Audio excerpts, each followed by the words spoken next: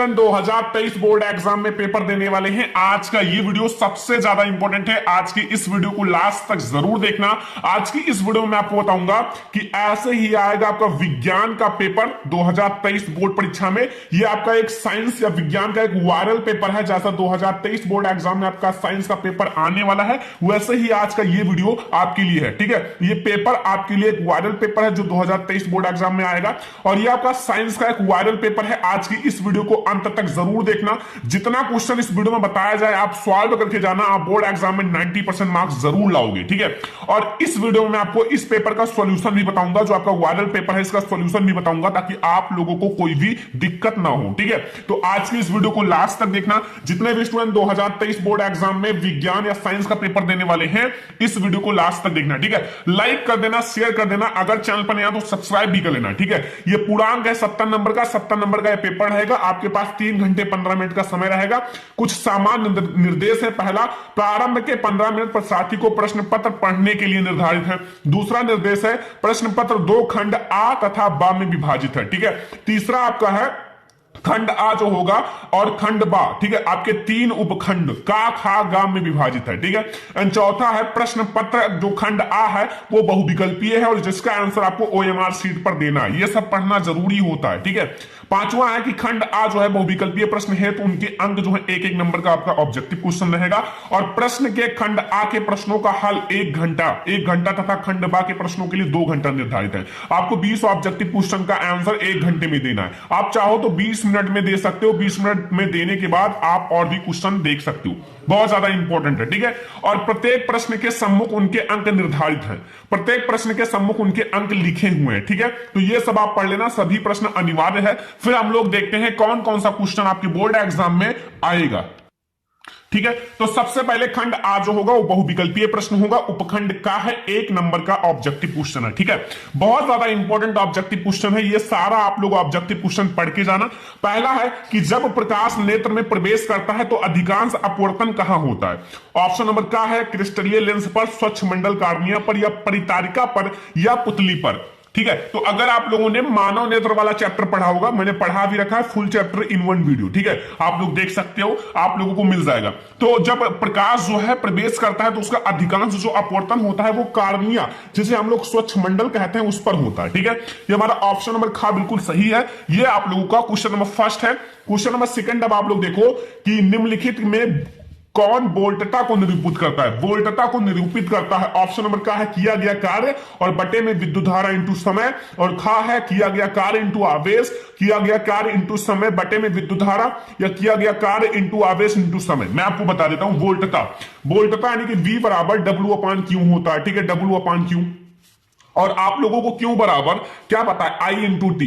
जो क्यू बराबर होता है वो I इंटू टी होता है। ठीक है, अब यहां हम W के स्थान पर W ही रहने देंगे और Q के स्थान पर I इंटू टी लिख सकते हैं। ठीक है, अब इसको क्या कहा जा सकता है, किया गया कार्य और बटे में आपका विद्युत धारा I इंटू समय टी। ये हमारा ऑप्शन नंबर का जो है बिल्कुल सही है। ठीक है, समझ में आया। क्वेश्चन नंबर सेकंड का ऑप्शन नंबर का सही है। सारा क्वेश्चन बिल्कुल पढ़ के जाना। क्वेश्चन नंबर 3 है कि निम्नलिखित में से किस स्थिति में कोई अवतल दर्पण वस्तु बिंब से बड़ा तथा वास्तविक प्रतिबिंब बना सकता है। ठीक है, अभी मैं आपको दिखाता हूं। का है जब वस्तु बिंब के दर्पण की वक्रता केंद्र पर हो। जब वक्रता केंद्र पर होगा तो समान साइज का प्रतिबिंब बनाएगा। जितना वस्तु होगा उतना ही प्रतिबिंब उतना ही बड़ा। जब वस्तु बिंब के ध्रुव तथा फोकस दूरी के बीच में हो, ध्रुव जो उसका ध्रुव है और फोकस दूरी के बीच में हो। ठीक है, एंड गा वाला है जब वस्तु बिंब दर्पण के फोकस दूरी तथा वक्रता केंद्र के बीच हो, या जब वस्तु वक्रता त्रिज्या से अधिक दूरी पर हो। तो हमारा ये वाला सही है। ठीक है, अभी मैं आपको दिखाता हूं कैसे। मैं आप लोगों को यहां सबसे पहले समझो, यहां क्या कह रहा है कि जब वस्तु जो है दर्पण के फोकस दूरी तथा वक्रता केंद्र के बीच में हो। ठीक है, यहां समझो ये हमारा अवतल दर्पण है। ठीक है, इसको मैं बाहर से पॉलिश कर देता हूं तो ये हमारा क्या हो जाएगा, अवतल दर्पण हो जाएगा। ध्यान से समझना, कुछ है नहीं। तो अवतल दर्पण में ये हमारा है मुख्य अक्ष। समझ लो कि कैसे, मैं आपको बता देता हूं। ठीक है, और ये हमारा क्या है बच्चों, ये हमारा वक्रता केंद्र है और ये हमारा फोकस दूरी है। ठीक है, तो जब वस्तु वक्रता केंद्र तथा फोकस दूरी के बीच में स्थित हो, जब वस्तु वक्रता, देखो वस्तु फोकस दूरी तथा वक्रता केंद्र के बीच में स्थित हो, तो ये हमारा ऐसे जाएगा और ये फोकस दूरी से ऐसे निकल जाएगा। ठीक है, मतलब ये वस्तु, मतलब ये लाइन आपका प्रकाश किरण ऐसे गई, ऐसे निकल गई। ठीक है, और अगर हमारा ये वाला, ध्यान से समझना, अब तो जो हमारा अगला रेखा है वो देखो आप लोगों का फोकस दूरी से जाएगा। अब फोकस दूरी से आप लोगों का जाएगा तो ये मुख्य अक्ष के समांतर हो जाती है। ठीक है, आप लोगों को ये रूल पता होगा, तो ये मुख्य अक्ष के समांतर हो गई। तो यहां हमारा प्रतिबिंब बना। ठीक है, अगर आप वस्तु को नाम देखो एवी, ठीक है, एवी नाम दे सकते हो, एवी। ठीक है, तो हमारा ये जो वास्तविक है उल्टा बनेगा, तो इसे आप बी डैश और ये डैश नाम दे सकते हो। तो ये हमारा वस्तु से बड़ा है, ठीक है, वास्तविक है उल्टा है। तो इसलिए हमारा जो है कि आप लोगों का वस्तु से बड़ा है और वास्तविक है। ठीक है, तो ये हमारा ये वाला सही है, ऑप्शन नंबर गा वाला बिल्कुल सही है, यही वाला हमारा है। ठीक है, समझ में आ गया ना। तो अब हम लोग अगला क्वेश्चन देखते हैं। अगला क्वेश्चन में देखो स्टूडेंट क्या पूछ रहा है, क्वेश्चन नंबर 4 में कि कक्षा में सबसे पीछे बेंच पर बैठा कोई विद्यार्थी श्यामपट्ट पर लिखे अक्षरों को पढ़ सकता है। मतलब दूर, श्यामपट्ट दूर लगा हुआ ना, तो उसको पढ़ सकता है, परंतु पाठ्य पुस्तक में लिखे अक्षरों को नहीं पढ़ पाता। अब जो उसके नजदीक पाठ्य पुस्तक रखा हुआ है, जो बुक रखा हुआ है, उसको नहीं पढ़ पाता। निम्नलिखित में से कौन सा कथन सही है? विद्यार्थी के नेत्र का निकट बिंदु उससे दूर हो गया है, जो निकट बिंदु है वो दूर हो गया है? नहीं। आप लोगों का विद्यार्थी के नेत्र का निकट बिंदु उसके पास आ गया है, या फिर विद्यार्थी के नेत्र का दूर बिंदु उसके पास आ गया है, या विद्यार्थी के नेत्र का दूर बिंदु उससे दूर हो गया है। ठीक है, तो ये हमारा कौन सा सही है? विद्यार्थी के नेत्र का जो दूर बिंदु है उसके पास आ गया है। ठीक है, दूर बिंदु जो है वो उसके पास आ गया है। क्यों? क्योंकि विद्यार्थी जो है वो क्या कर लेता है, श्यामपट्ट को देख लेता है, लेकिन जो हमारा नजदीक रखा है उसको नहीं देख पाता। तो हमारा दूर बिंदु जो है उसके पास आ गया है। अगला क्वेश्चन देखो, क्वेश्चन नंबर 5 है कि 5 प्रतिरोधक जिसमें प्रत्येक का प्रतिरोध जो है 1/5 ओम है। ठीक है, 1/5 लिखा हुआ है, का उपयोग करके कितना निम्नतम प्रतिरोध बनाया जा सकता है? ठीक है, अगर आप लोग इसके 5 प्रतिरोध हैं और अगर इसको आप लोग समांतर क्रम में जोड़ोगे तो आप लोगों को निम्नतम प्रतिरोध मिलेगा। क्या मिलेगा? निम्नतम प्रतिरोध। तो इसको समांतर क्रम में जोड़ लो, जैसे हमारा 1/R है, और अब आप लोग वैसे तो पता है 1/R1 1/R2 कर सकते हो, तो 1/5 में लगता हूं। ठीक है, लिखता हूं डायरेक्ट। ये हमारा पहला प्रतिरोध है। ऐसे आपके 5 प्रतिरोध हैं। कितने प्रतिरोध हैं? 5 प्रतिरोध। तो ऐसे ये क्वेश्चन ऐसे ही लगाना है। ठीक है, ऐसे ही लगाना है, ध्यान से समझना है। ऐसे ही आपको 5 प्रतिरोध लिखना है। अब ये जो हमारे प्रतिरोध सब ऊपर चले जाएंगे। कहां चले जाएंगे? ऊपर। तो ये हमारा 5 + 5 + 5 + 5 एंड +5 यानी कि 25 हो जाएगा, और 1/R जो मिलेगा वो हमारा 25 मिलेगा। लेकिन अगर R की वैल्यू देखी जाए तो हमारा 1/25 हो जाएगा। क्या हो जाएगा? 1/25, यानी कि हमारा 1/25 जो है निम्नतम प्रतिरोध मिलेगा। ठीक है, ऐसे ही आप सॉल्व कर सकते हो, क्वेश्चन कोई बहुत ज्यादा हार्ड नहीं होता। ठीक है, तो हम लोग देखेंगे कौन सा ऑप्शन सही है। तो स्टूडेंट हमारा 1/25 यानी कि खा वाला ऑप्शन बिल्कुल सही है। ठीक है, खा वाला ऑप्शन जो है हमारा बिल्कुल सही है। क्वेश्चन नंबर 6 देखो, दिए गए चित्र के अनुसार कागज के तल में स्थित किसी क्षैतिज तार में पूर्व और पश्चिम की ओर कोई धारा या नियत धारा प्रवाहित हो रही है। चुंबकीय क्षेत्र की दिशा उत्तर से दक्षिण की ओर उस बिंदु पर होगी। 1 मार्क्स का ऑब्जेक्टिव है। देखो ये हमारा ईस्ट है, ये वेस्ट है, ये नॉर्थ है, ये साउथ है। ठीक है, और ये हमारा ये मतलब ऐसे ही है। ठीक है, तो ये तार के ठीक ऊपर होगा, या तार के ठीक नीचे, या कागज के तल में तार के ऊपर स्थित है, या कागज के तल में तार के दक्षिण में स्थित है। ठीक है, तो तार के ठीक नीचे होगा, क्योंकि ये ठीक नीचे है। तो वैसे भी आप ट्रिक के द्वारा याद कर सकते हो कि तार के ठीक नीचे होगा। ठीक है, समझ में आ गया ना। क्वेश्चन नंबर 7 आप लोग देखो, निम्नलिखित में से किसके द्वारा अनंत पर स्थित किसी वस्तु का प्रतिबिंब अत्यधिक छोटा बनता है? अगर अनंत पर होगा यानी कि इनफाइनाइट, जिसे हम लोग इनफाइनाइट कहते हैं, तो हमारा फोकस पर बनेगा। और जब वो अनंत पर वस्तु होता है तो फोकस पर बहुत ही महीन बिंदु साइज का प्रतिबिंब बनता है। ठीक है, तो केवल अवतल दर्पण के लिए, या केवल उत्तल दर्पण के लिए, या केवल उत्तल लेंस के लिए, हमारा इन सभी के लिए बनेगा बच्चों। अगर आप देखोगे सभी स्थितियों में तो आप लोगों को दिखेगा, अवतल दर्पण हो या उत्तल दर्पण हो, अवतल लेंस हो या उत्तल लेंस हो, सारे में यही केसेस हैं कि बिंदु साइज का प्रतिबिंब बनता है। ठीक है, तो ये हमारे फिजिक्स के ऑब्जेक्टिव थे, 7 ऑब्जेक्टिव। अब हमारा उपखंड का खा स्टार्ट हो गया। अब आप लोगों का केमिस्ट्री का ऑब्जेक्टिव है। एक मिश्र धातु है। एक मिश्र धातु कैसा होता है? एक तत्व है, या एक यौगिक है, या एक समांगी मिश्रण, या एक विषमांगी मिश्रण। तो हमेशा याद रखना बच्चों, एक मिश्र धातु जो होता है एक समांगी मिश्रण होता है। ठीक है, निश्चित अनुपात में मिलाया जाता है। तो हमारा एक समांगी मिश्रण होगा। अगला देखो बच्चों, क्वेश्चन नंबर 9 है, निम्नलिखित में से असंतृप्त हाइड्रोकार्बन को पहचानिए। हमारा आगे ऑप्शन है, देखो सबसे पहले आप समझ लो, असंतृप्त हाइड्रोकार्बन में डबल बॉन्ड अगर लगा है तो असंतृप्त हाइड्रोकार्बन होगा, अगर ट्रिपल बॉन्ड लगा है तो भी वो दोनों असंतृप्त हाइड्रोकार्बन होंगे। अगर सिंगल बॉन्ड लगा हुआ है, ओनली सिंगल बॉन्ड है, ठीक है, तो वो हमारा संतृप्त हाइड्रोकार्बन होगा। तो कहीं भी अगर डबल बॉन्ड लगा है, ट्रिपल बॉन्ड लगा है, तो आप असंतृप्त हाइड्रोकार्बन कह सकते हो, ठीक है। तो चलो हम लोग देखते हैं जो ऑप्शन है इनके। तो ऑप्शन देखो, पहला CH3 single bond, CH2 single bond, CH2 फिर CH3, ठीक है, इसमें कहीं भी डबल बॉन्ड नहीं लगाओ, तो ये हमारा असंतृप्त नहीं है, संतृप्त हाइड्रोकार्बन है। दूसरा CH3 सिंगल बॉन्ड CH फिर डबल बॉन्ड CH है फिर CH3 है, तो ये हमारा असंतृप्त हाइड्रोकार्बन है, बिल्कुल सही है। अगला देखो, CH3 फिर सिंगल बॉन्ड CH3 फिर सिंगल बॉन्ड CH3 फिर सिंगल बॉन्ड CH3, ये भी हमारा क्या है, संतृप्त हाइड्रोकार्बन है। अगला फिर CH3 फिर यहां सिंगल बॉन्ड फिर एक कार्बन है फिर डबल बॉन्ड है फिर ये डबल बॉन्ड है, तो हमारा क्या है, असंतृप्त। तो हमारा वी और डी ऑप्शन बिल्कुल सही है बच्चों, खा वाला ऑप्शन सही है, वी और डी हमारा बिल्कुल सही है, ठीक है। समझ में आ रहा ना, कोई भी अगर दिक्कत हो तो पूछ सकते हो, ठीक है। सारा क्वेश्चन मैं आपको सॉल्यूशन बता रहा हूं। प्रश्न नंबर 10 देखो, ठोस कैल्शियम ऑक्साइड जल के साथ तीव्रता से अभिक्रिया कर कैल्शियम हाइड्रोक्साइड बनाता है, मतलब कैल्शियम हाइड्रोक्साइड यानी कि हमारा क्षारीय है, ठीक है, क्षारीय है, तथा ऊष्मा उत्पन्न करती है। ऊष्मा उत्पन्न करती है यानी कि हमारा क्या होगा, ऊष्मा उत्पन्न करने का मतलब है ऊष्मा छेपी। क्या होगा बच्चों, ऊष्मा छेपी। अगर ऊष्मा अवशोषित करता तो ऊष्मा शोषी हो जाता। इस प्रक्रिया को बुझे चूने कहते हैं। और कैल्शियम हाइड्रोक्साइड जल में घुलकर इसका विलयन बनाता है, जिसे चूने का पानी कहते हैं। निम्नलिखित में से कौन सा कथन चूने को बुझाने तथा इसके विलयन बनाने में काम आता है? पहले तो यह है एक ऊष्मा छेपी अभिक्रिया, ठीक है, ऑप्शन नंबर बी सही है।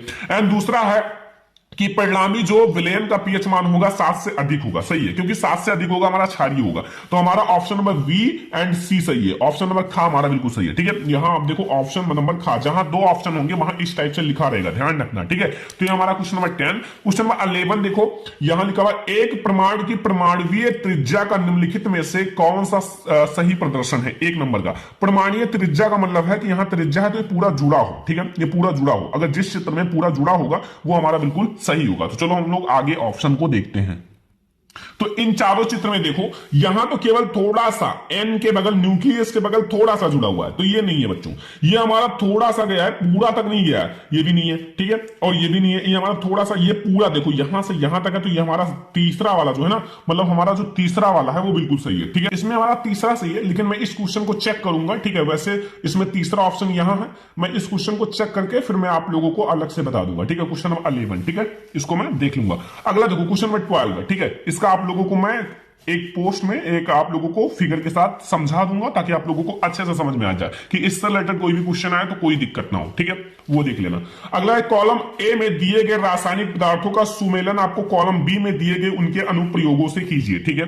तो कॉलम ए और कॉलम बी, और क्वेश्चन को आप ध्यान से समझो, छोड़ना नहीं है, ठीक है। अब ब्लीचिंग पाउडर, जो हमारा ब्लीचिंग पाउडर है बच्चों, वो क्या है, उसका व्रजन होता है, व्रंजन से होता है, ठीक है, व्रंजन चूर्ण से, ठीक है, ब्लीचिंग पाउडर। और बेकिंग सोडा, बेकिंग सोडा जो हमारा है वो बच्चों एक प्रति अम्ल है, क्या है बच्चों, प्रति अम्ल, ठीक है। और धावन सोडा, धावन सोडा जो है बच्चों वो हमारा क्या है, वो हमारा कांच का विरेचन में काम आता है। और हमारा जो सोडियम क्लोराइड, इसमें हाइड्रोजन गैस एवं क्लोराइड बनता है, ठीक है। तो ये आप लोगों को समझ में आ गया, ये सारा क्वेश्चन समझ में आ रहा है ना। तो इसमें आप लोग देखो कौन सा हमारा ऑप्शन सही है। ए वाला सी से मिल रहा है, ठीक है, ये वाला ध्यान से देखो, ए वाला हमारा सी से मिल रहा है, और बी वाला हमारा किससे मिल रहा है, बी वाला बी से नहीं, डी से मिल रहा है, ठीक है। तो ये वाला ऑप्शन देखो, ए वाला सी से, बी वाला डी से, एंड सी वाला हमारा ए से मिल रहा है, और डी वाला हमारा किससे मिल रहा है, बी से। ये हमारा ऑप्शन सही है, गा वाला, ठीक है। ये क्वेश्चन समझ में आया। एक क्वेश्चन में आप लोगों को उसका बहुत अच्छे से एनालाइज करके आप लोगों को एक वीडियो दूंगा, कि आप लोगों को अगर इस फिगर से रिलेटेड, न्यूक्लियस नाभिक से रिलेटेड कोई भी क्वेश्चन आए तो आपको दिक्कत ना हो, ठीक है, वो वीडियो मिल जाएगा। 13 नंबर क्वेश्चन है, यहाँ डॉट डॉट डॉट नीले लिटमस पत्र को लाल कर देता है। बच्चों अम्ल जो होता है वो नीले लिटमस पेपर को लाल कर देता है। और तो क्वेश्चन बहुत आसान है, ज्यादा हार्ड नहीं है, अगर आपने सही से पढ़ा है तो कोई हार्ड क्वेश्चन नहीं है। तो अब हम लोग देखेंगे अगला क्वेश्चन। तो बच्चों हमारा क्वेश्चन नंबर 14 है कि चूने के पानी से भरी प्रकनली में जब मुंह द्वारा फूका जाता है, बच्चों जब आप मुंह के द्वारा फूकोगे तो कार्बन डाइऑक्साइड गैस ही निकलेगा ना, ठीक है, ऑक्सीजन को तो हम लोग ग्रहण कर लेते हैं। तब चूने का पानी किसकी मौजूदगी के कारण दुधिया हो जाता है, ऑक्सीजन नहीं, कार्बन डाइऑक्साइड, नाइट्रोजन या जलवाष्प। तो मैंने बताया ना कि जब आप फूकोगे तो आपके मुंह से CO2 निकलेगा, कार्बन डाइऑक्साइड, तो उसके कारण, ठीक है। अगला देखो क्वेश्चन नंबर 15, कुछ डायनासोरों में एक पिच मौजूद थे किंतु उड़ नहीं सकते थे, मतलब कुछ पिच मौजूद थे लेकिन उड़ नहीं सकते थे, लेकिन पक्षियों में पर होते हैं जो उनकी मदद से मतलब मदद से उड़ने में मदद करती हैं। विकास के संदर्भ में इसका क्या अर्थ है? देखो, सरीसृपियों की उत्पत्ति पक्षियों से हुई, या फिर सरीसृपियों और पक्षियों के बीच कोई विकास संबंध नहीं है, दोनों ही जीवों में परपिच्छ समजात अंग है, या पक्षियों की उत्पत्ति सरीसृपों से हुई। तो बच्चों, जो पक्षियों की उत्पत्ति है वो सरीसृपों से हुई है, ठीक है, विकास चैप्टर से है, ध्यान रखना। अगला क्वेश्चन देखो स्टूडेंट, 16 नंबर, कि यदि किसी जीव का जीवाश्म पृथ्वी की अपेक्षाकृत गहरी परतों से प्राप्त हुई है, बहुत नीचे से पृथ्वी के, तब हम भविष्यवाणी क्या कर सकते हैं? तो हम यही भविष्यवाणी करेंगे कि जीव का जो विलोप है वो हजारों वर्ष पूर्व हुआ है, बहुत पहले हुआ, इसीलिए ये इतना नीचे है। अगला देखो स्टूडेंट, क्वेश्चन बहुत ज्यादा हार्ड भी है और इंपॉर्टेंट है, इसलिए मैं आपको ये वायरल पेपर पूरा सॉल्व करा रहा हूं, ठीक है। बहुत ज्यादा इंपॉर्टेंट इसमें क्वेश्चन है, हार्ड भी है, ठीक है। अगर ये क्वेश्चन आपको पता है तो इससे इजी क्वेश्चन आपको बोर्ड एग्जाम में देखने को मिलेगा, ये मैं गारंटी लेता हूं। इससे सरल क्वेश्चन आपको बोर्ड एग्जाम में देखने को मिलेगा, ठीक है। मैंने भी पेपर दिया है, मुझे भी पहले लगता था यार बहुत हार्ड होगा, लेकिन नहीं, जब आप पेपर देने बैठोगे तो कहोगे सर ये तो बिल्कुल हलवा है, कुछ नहीं है, ठीक है। वो ध्यान रखना, पहले आप अपना मेहनत से पढ़ो, बोर्ड एग्जाम की चिंता मत करो, बोर्ड एग्जाम में कोई हार्ड पेपर नहीं आता है, ठीक है। देखो चित्र में भाग ए, भाग बी, भाग सी क्रम से है, और ये देखो भाग ए, भाग बी, भाग सी, ठीक है। अब ये है क्या, आपको ये बताना है ये है क्या, ठीक है। तो आपका जो भाग ए है यह प्रांकुर, क्या है? प्रांकुर। भाग बी आपको पता है ना, ये बीज का पात्र है, मतलब बीज पात्र है, ठीक है, बीज पत्र है। और अगला जो है ये नीचे होता है ना, तो मूल, मूल मतलब जड़, और मूलांकुर जिसे कहते हैं, ठीक है। तो हमारा क्या है? प्रांकुर, बीज पात्र, मूलांकुर। तो प्रांकुर, बीज पत्र और मूलांकुर, ऑप्शन नंबर ग वाला हमारा बिल्कुल सही है। तो ये हमारा क्वेश्चन नंबर 17। अब हम लोग देखेंगे अगला क्वेश्चन, क्वेश्चन नंबर 18 पर फोकस करो बच्चों। इसमें क्या पूछ रहा है कि अमृता देवा बिश्नोई, ठीक है, एक नाम है अमृता देवा बिश्नोई, राष्ट्रीय पुरस्कार भारत सरकार द्वारा किस क्षेत्र में प्रदान किया? मतलब इन्हें एक राष्ट्रीय पुरस्कार दिया गया, वो किस क्षेत्र में? 1 नंबर का ऑब्जेक्टिव है। जीव संरक्षण हेतु, पौधों की कटाई के लिए, जैव प्रौद्योगिकी के क्षेत्र में, या जल संरक्षण हेतु। तो बच्चों इनको क्यों दिया गया था? जीव संरक्षण हेतु, जीवों की रक्षा करने के लिए, जीव संरक्षण, ठीक है। क्वेश्चन नंबर 19 देखो, यदि मटर के एक गोल तथा हरे रंग के बीज वाले पौधे, या फिर यहां कैपिटल आर और यहां वाई झुर्रीदार तथा पीले रंग के बीज के पौधे में, या स्मॉल आर कैपिटल वाई में संकरण कराया जाता है, तो F1 पीढ़ी में कैसा मिलेगा? गोल तथा पीला, गोल और हरे, या झुर्रीदार और हरे, या झुर्रीदार और पीले। तो बच्चों वो जो मिलेगा वो हमें कैसा मिलेगा? गोल तथा पीले, ठीक है, ध्यान रखना। अब देखो यहां आपको दिख रहा है कि निम्नलिखित में चित्र ए में मादा जनन तंत्र, जो मादा जनन तंत्र होता है, किस भाग को प्रदर्शित करता है? इसमें तो सारे बच्चों को पता होगा क्या क्या चीजें हैं, अगर नहीं पता तो मैं आपको पहले एक एक चीजों को बता दे रहा हूं। ये जो है ये अंडवाहिनी है, ये अंडाशय है, ये गर्भाशय है, ये ग्रीवा है, ठीक है। एंड और तो ज्यादा विशेष है नहीं, लेकिन हमें चित्र ए वाले को बताना ये क्या है। तो ये तो मैंने बता दिया अंडाशय है। तो मादा जनन तंत्र में ये ग्रीवा नहीं है, योनि भी नहीं है, गर्भाशय भी नहीं है, और अंडाशय भी है। अंडाशय ये है, ठीक है, क्या है? अंडाशय है, क्योंकि हमें केवल ए वाले को बताना था। तो ये 20 ऑब्जेक्टिव क्वेश्चन, बिल्कुल वायरल ऑब्जेक्टिव क्वेश्चन है बच्चों, कंप्लीट कर लो अगर बोर्ड एग्जाम में 90% मार्क्स लाना है, ठीक है। और भी क्वेश्चंस कराए जाएंगे, लेकिन अभी हमारी ये 20 ऑब्जेक्टिव क्वेश्चन है, और इसमें जो आपके क्वेश्चन है मॉडल पेपर में, जो आपका वायरल पेपर है, उसको देखते हैं। देखो बच्चों, खंड बा, मैं आपको इसमें भी कुछ सॉल्यूशन करा दूंगा, जो आसान है उनको आप खुद कर लेना, ठीक है। देखो प्रश्न नंबर 1, गोलीय दर्पण द्वारा परावर्तन के लिए चिन्ह प्रपाटी। चिन्ह प्रपाटी 4 नंबर का है, कितना आसान है। चिन्ह प्रपाटी में कुछ नहीं है, आप लोग अच्छे से बनाओ। और चिन्ह प्रपाटी में आप लोगों को पता होगा कि वो चीज होता है जो आप लोगों का वस्तु है, वस्तु आप लोगों का जो वस्तु के विपरीत होगा वो हमारा कैसा होगा? जो आपका जैसे आपका ऐसे जाता है, ठीक है, प्रकाश, तो इसी के साइड में जो चीज होगा वो प्लस में होगा, इसके विपरीत जो होगा वो माइनस में होगा। चिन्ह प्रपाटी बहुत ज्यादा आसान है, कुछ भी नहीं है। अगर आप प्रकाश का परावर्तन चैप्टर आपने 10% अच्छे से पढ़ा होगा, 100% में से 10% अगर अच्छे से जानते हो तो कुछ नहीं है, ठीक है। 4 नंबर आपको मिल जाएगा यहां। फिर आपका वायुमंडल में अपवर्तन किस प्रकार होता है, और तारे क्यों टिमटिमाते हैं जबकि ग्रह नहीं टिमटिमाते, तारे क्यों टिमटिमाते हैं, ग्रह क्यों नहीं टिमटिमाते, इस पर मैंने वीडियो बना रखा है, देख लेना, 4 नंबर आपको मिल जाएगा। ये न्यूमेरिकल बहुत सारे बच्चों को दिक्कत होता है, देख लो। 3 ओम और देखो 2 ओम, 3 ओम और 6 ओम के 3 प्रतिरोधों को किस प्रकार संयोजित करेंगे कि संयोजन का कुल प्रतिरोध 4 ओम और 1 ओम मिले। बच्चा 4 नंबर का है, मैं आपको इसको थोड़ा सा समझा देता हूं कि आप लोगों को कोई दिक्कत ना हो, थोड़ा सा हिंट आप लोगों को मैं दे देता हूं और आप लोग उसको लगा लेना, ठीक है। वैसे भी मैं आपको लगाकर दिखा देता हूं, ठीक है। सबसे पहले आप लोगों को मैं चित्र नहीं बनवाऊंगा, डायरेक्ट मैं आपको बताता हूं कैसे लगाना है। सबसे पहले अगर एक एक इतना छोटा है, मतलब निम्नतम प्रतिरोध है, तो अगर आप इन सब को 2 ओम 3 ओम 6 ओम को भैया समांतर क्रम में जोड़ोगे तो एक मिल जाएगा। 4 कैसे मिलेगा? 4 आपको लाने के लिए पहला वाला समझो ध्यान से, आपको 3 ओम जो है, 3 ओम तथा 6 ओम, ध्यान से समझना, 3 ओम तथा 6 ओम प्रतिरोध को आपको समांतर क्रम में लगाना है। समांतर क्रम में लगा लो।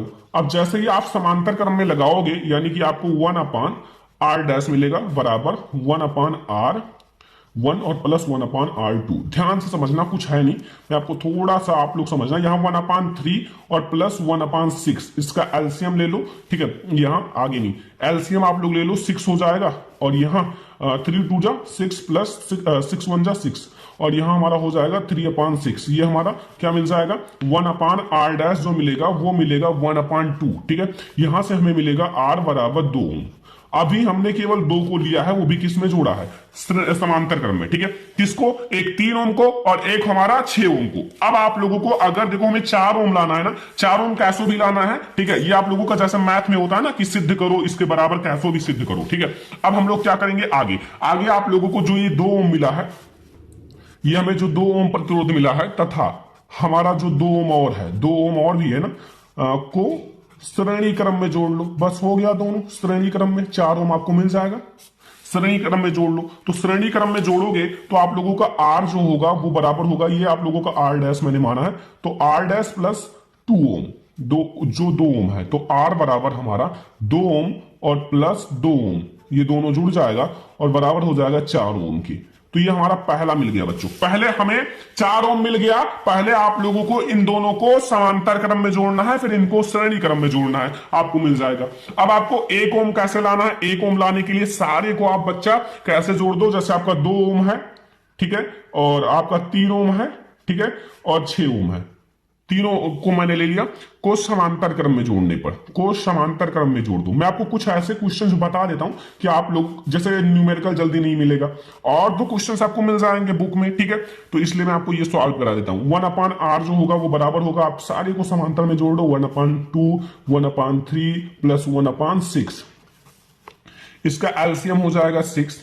अब 2 3 जा 6 प्लस 3 2 जा 6 और प्लस 6 1 जा 6, और ये हमें मिलेगा बच्चों बराबर 6/6, और यहां से हमें मिलेगा 1, और यहां से आप अगर आप क्रॉस भी करोगे तो R की वैल्यू हमें 1 ही ओम आएगा, 1 ओम आएगा। ये हमें दूसरा वाला मैंने आपको सिद्ध करके दिखा दिया, कैसे हमें 1 ओम लाना है, कैसे हमें 4 ओम लाना है। तो ये आप लोगों का 4 ओम भी आ गया, 1 ओम भी आ गया, कोई दिक्कत नहीं है ना, कोई कंफ्यूजन भी नहीं होगा। अगला देखो, दक्षिण हस्त अंगुष्ठ नियम में अंगूठे की दिशा निर्दिष्ट करती है। यह नियम किस फ्लेमिंग के वाम हस्त के नियम से भिन्न है? किसी क्षैतिज शक्ति संचरण लाइन में पूर्व से पश्चिम दिशा की विद्युत धारा प्रवाहित हो रही है, और इसके ठीक नीचे किसी बिंदु पर तथा इसके ठीक ऊपर किसी बिंदु पर चुंबकीय क्षेत्र की दिशा क्या होगी? बच्चा 6 नंबर का है, बहुत ज्यादा इंपॉर्टेंट है। अगर आपको ये नहीं आता इसे तो आप कर ही सकते हो, मैंने पढ़ा रखा है। विद्युत मोटर का सिद्धांत तथा कार्यविधि स्पष्ट कीजिए, और विद्युत मोटर में विभक्त वलय का क्या महत्व? 6 नंबर मिल जाएगा, मैंने पढ़ा रखा है, आपको गाइड में भी मिल जाएगा, बुक में भी मिल जाएगा, तो इसको मुझे बताने की क्या जरूरत है, आप लोग देख लो, ठीक है।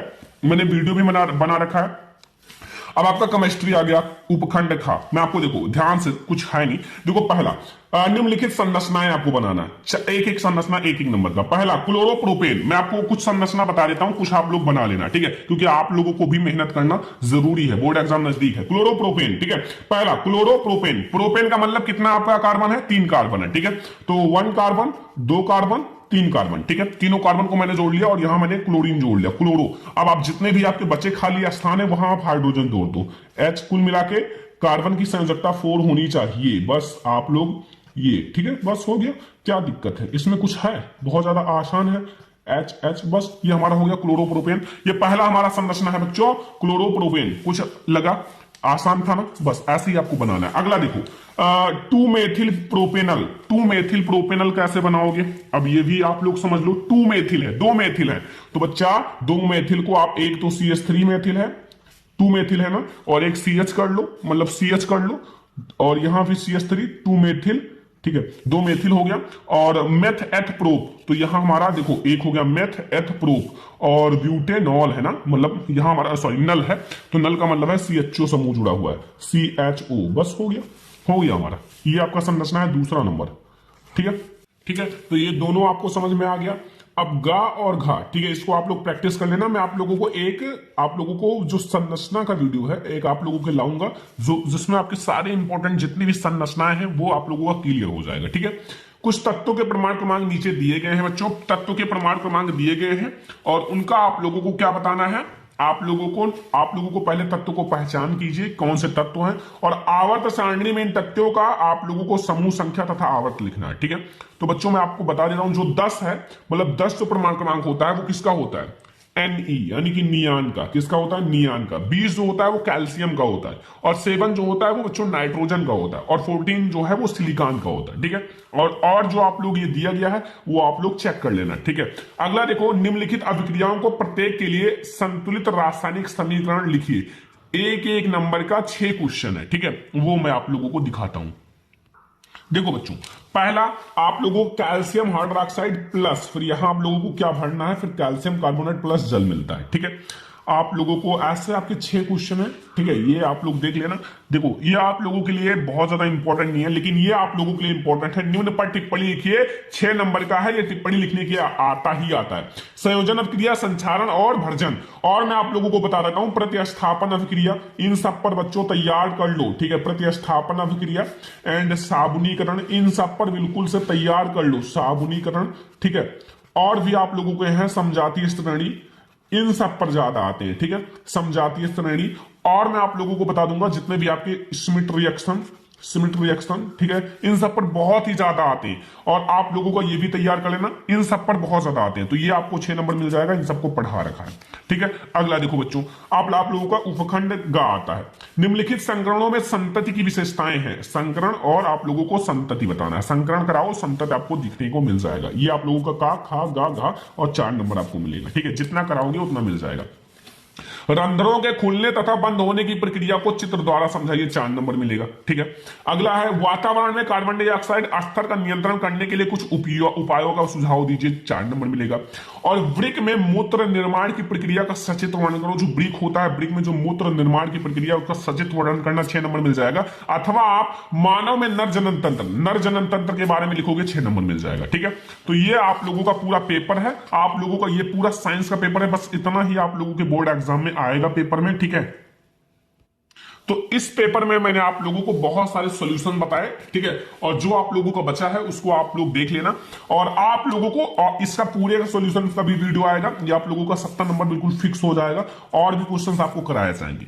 आज का ये वीडियो पसंद आया हो, ज्यादा से ज्यादा लाइक करना, क्योंकि इस वीडियो का लाइक का टारगेट है 5000 लाइक। तो बच्चों फटाफट से वीडियो को लाइक करो, शेयर करो, और भी सब्जेक्ट पर वीडियो चाहिए तो कमेंट कर देना। हम लोग मिलेंगे नेक्स्ट इंपॉर्टेंट वीडियो में, क्लास 10 के और भी वीडियोज जो आप लोगों को दिए जाएंगे। तो ये हमारा साइंस का एक वायरल पेपर है जिसको मैंने आपको पूरा सॉल्व कराया है। तो आज के इस वीडियो को लाइक करना, शेयर करना, चैनल पर ना तो सब्सक्राइब कर लेना। चलो फिर मिलता है नेक्स्ट इंपॉर्टेंट वीडियो में, तब तक के लिए धन्यवाद।